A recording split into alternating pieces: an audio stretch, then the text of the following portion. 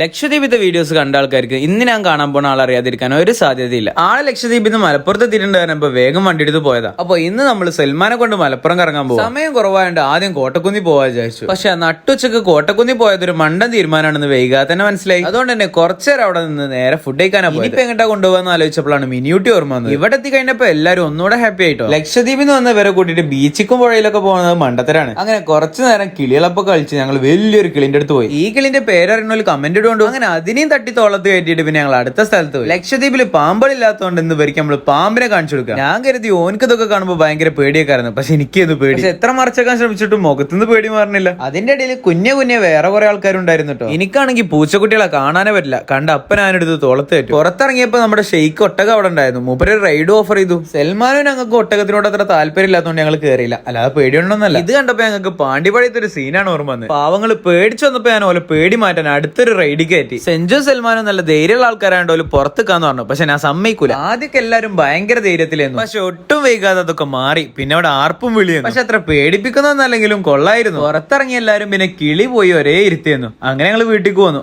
അപ്പൊ okay bye.